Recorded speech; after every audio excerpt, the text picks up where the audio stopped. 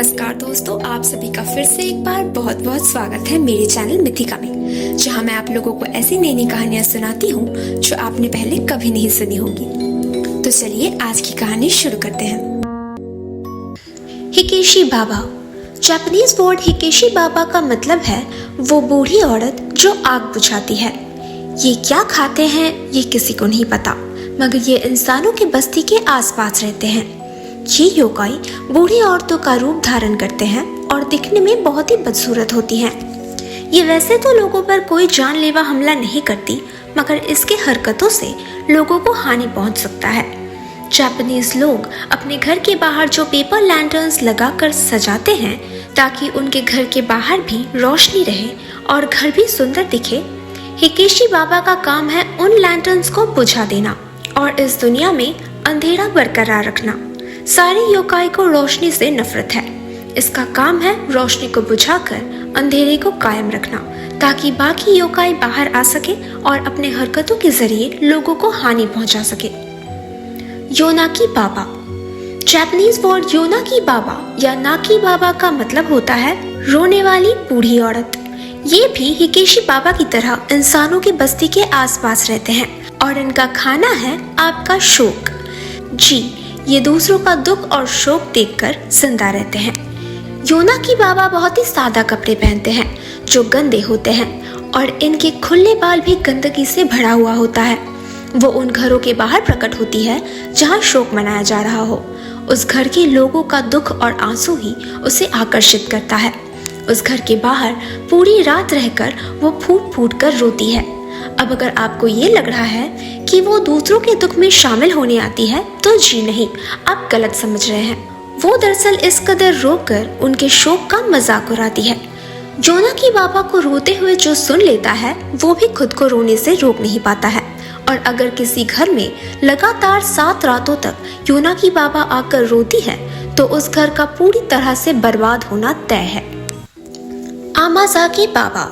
आमाजाकी साके की तरह एक मीठा और कम अल्कोहल वाली जापानीज ड्रिंक है। ये योकाई आमाजाकी और साके पीकर ही जिंदा रहते हैं और ये ज्यादातर नॉर्थ ईस्ट जापान में शहर के आसपास अंधेरी सड़कों पर दिखाई देते हैं। आमाजाकी बाबा एक बहुत ही आम बूढ़ी औरत के रूप में दिखाई देती है, जिससे इन्हें अलग से पहचान पाना मुश्किल हो जाता है।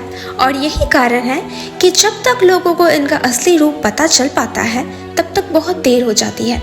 ये बर्फीली तूफान के रातों में घर घर जाकर दरवाजा खटखटाती है और पूछती है, क्या तुम्हारे पास थोड़ा पीने के लिए आमाजाकी होगा?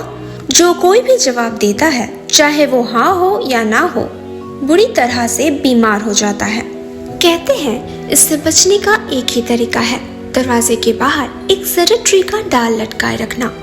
जापान के यामानाशी प्रांत में हमें आमाजाकी बाबा के बारे में एक दूसरी कहानी सुनने को मिलती है, जहां वो घर घर जाकर साके या आमाजाके बेचने की कोशिश करती है। यहाँ पर भी अगर आप इससे बात करते हैं या इससे कुछ खरीदते हैं तो आपका बीमार पड़ना निश्चित है, मगर यहाँ उससे पीछा छुड़ाने के लिए लोग घर के बाहर लिख कर रखते हैं कि हमें साके या आमाजाके नहीं पसंद। आमाजाकी बाबा की कहानी की शुरुआत उस दौरान हुई थी जब पूरे जापान में स्मॉल पॉक्स की बीमारी फैली हुई थी। उस दौरान सिर्फ नॉर्थ ईस्ट जापान में ही नहीं बल्कि एडो, क्योटो, ओसाका और नागोया जैसे सारे बड़े बड़े शहरों में आमाजाकी बाबा का कहर मचा हुआ था। लोगों को रात के वक्त एक बूढ़ी औरत दिखती थी जो घर घर जाकर आमाजाके और साके बेचने की कोशिश करती थी, मगर स्मॉल पॉक्स की बीमारी से पूरी तरह से छुटकारा पाने के बाद अब जापान में आमाजाकी बाबा को स्मॉल पॉक्स की जगह सर्दी जुकाम जैसी बीमारियों का वाहक माना जाता है।